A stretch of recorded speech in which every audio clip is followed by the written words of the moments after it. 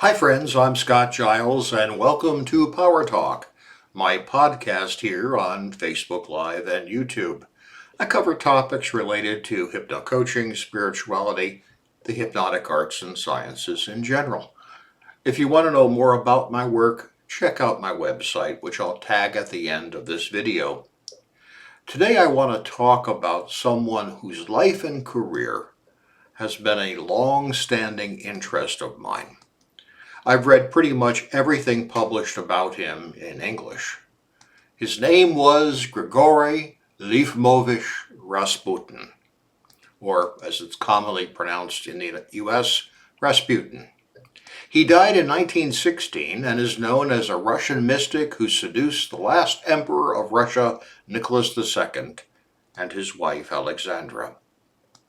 Now, it's been said that Rasputin had hypnotic powers, but I've not seen anything to suggest that he was actually a hypnotist.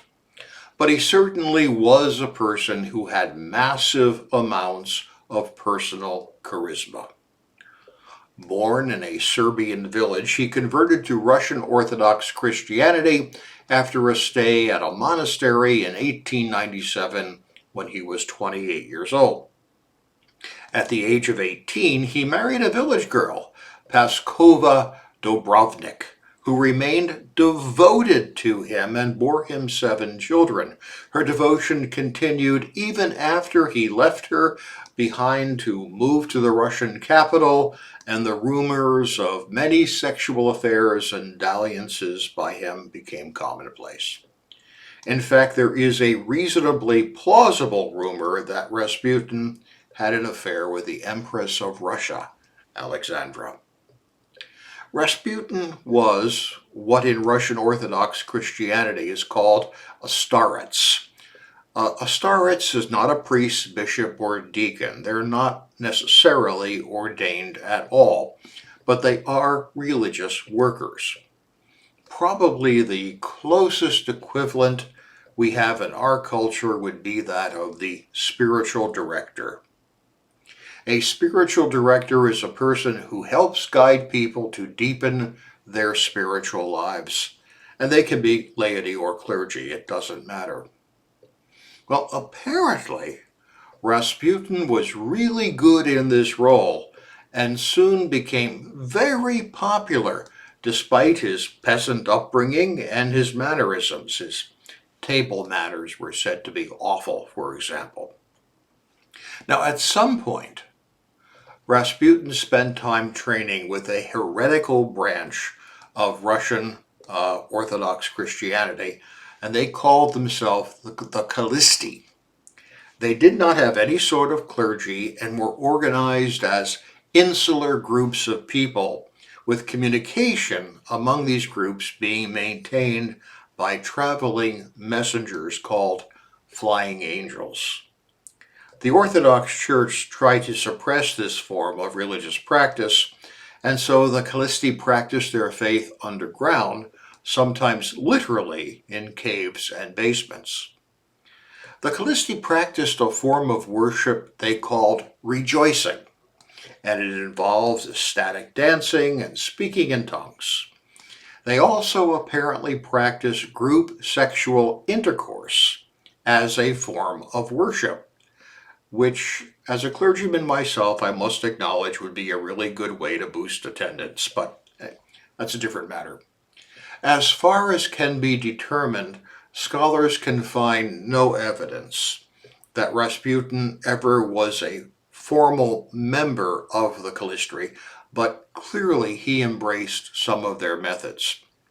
He didn't do the chanting, ecstatic dances, nor did he speak in tongues that we know of. But he did think sexual expression could be a form of spiritual practice. This was the origin of his many affairs, and pretty much every photograph we have of him when he isn't alone is of Rasputin surrounded by a group of female followers. This notion of using sex as a form of spiritual practice might seem strange to us today, but the core idea was to free oneself from temptation to sin by engaging in sin. I know that sounds weird to most Western ears, but bear with me a bit. Think about someone who smokes cigarettes. Often such people got started smoking in adolescence because they thought it was cool and made them seem adult and sophisticated, and they really wanted to do it. However, as the years turned into decades, the smoking behavior stopped seeming cool and even became embarrassing and something the person wanted to put an end to.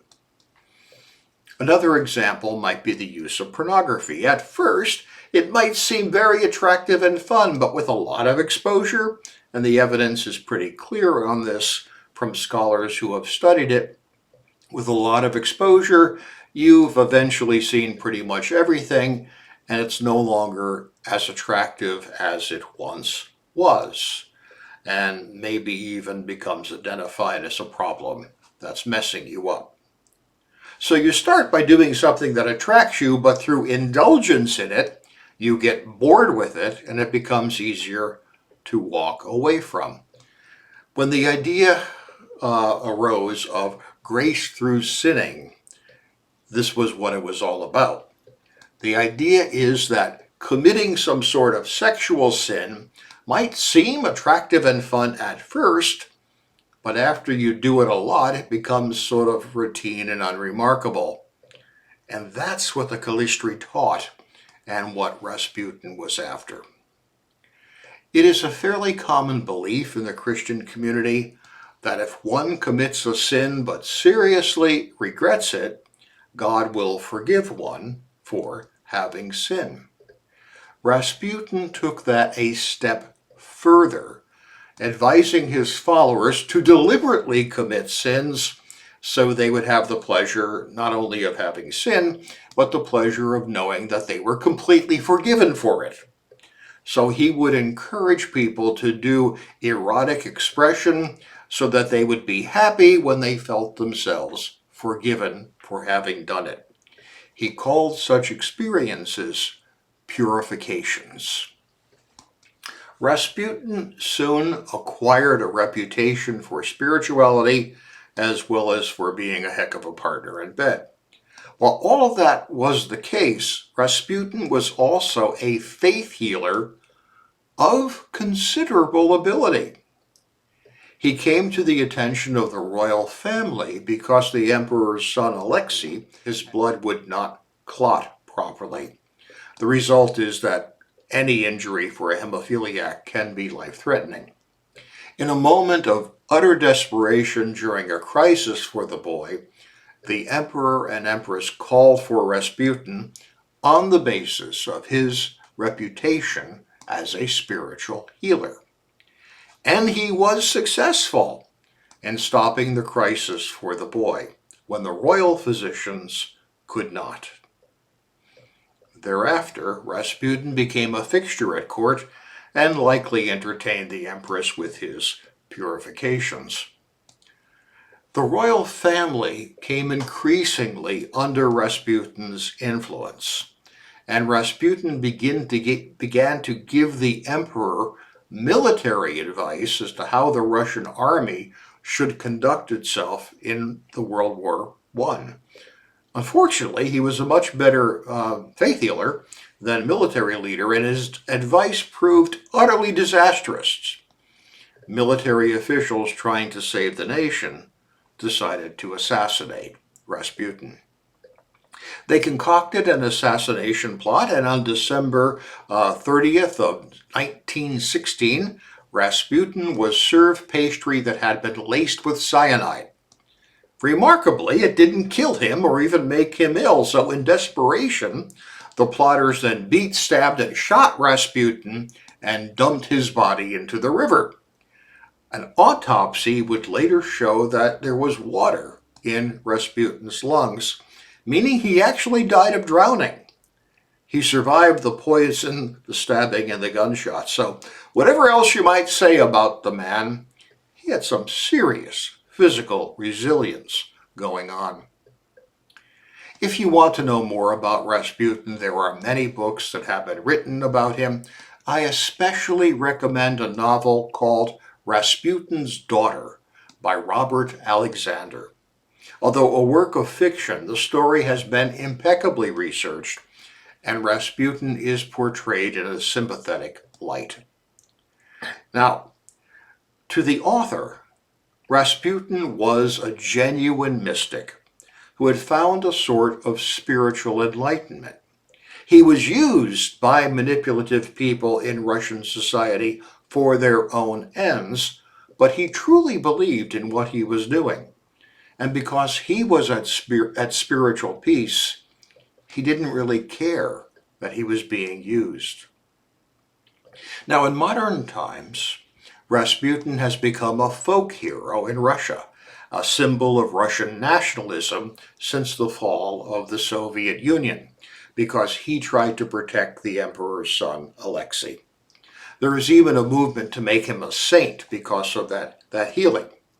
Here are some modern icons of Rasputin in that saintly role, along with a photo of a Russian Orthodox chapel where one of those icons is displayed as if he were actually a saint.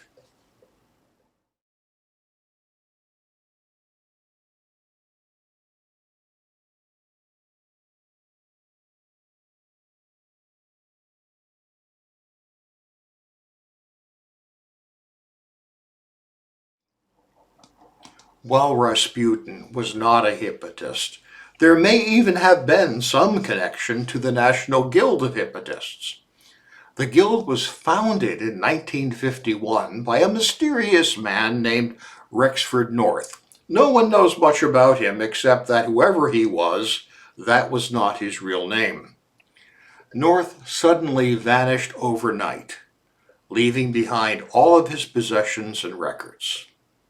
One theory is that North had family connections to the old Russian imperial government. The Soviet Secret Service was attempting to hunt down and kill anyone who had such connections after the Russian Revolution. And there is a possibility that North was hiding from them under his assumed name, and either they found him or he realized they were getting close and he vanished himself. No one knows what really happened, but that's one theory. Why is Rasputin important? Well, his story certainly fills the eye. He was a physically imposing person with immense charisma and interpersonal power. He played a world historical role in igniting the Russian Revolution, and while he was not a hypnotist, he clearly was a hypnotic person. His story lives on. You can find music about him, such as the song Rasputin by Boney, which is still being made into music videos as recently as this year. For me, Rasputin is interesting because he illustrates how far you can get with personal and spiritual energy. He came to a bad end, but many sincere people do. He is both an example of how far conviction will take you, as well as an object lesson in keeping your aspirations within limits. Had he stayed the royal family spiritual guide and healer, he would have prospered. He had no business trying to be a military man, but his own grandiosity got the better of him. Let that be a warning to us all. Hey, thank you for your time and attention today. I'll be back next week with another talk on a different subject, and I'd like to invite you to join me. It does help me if you let others know about my videos, so please like, share, and subscribe. If I can be of help to you, feel free to reach out. Stay well and stay safe.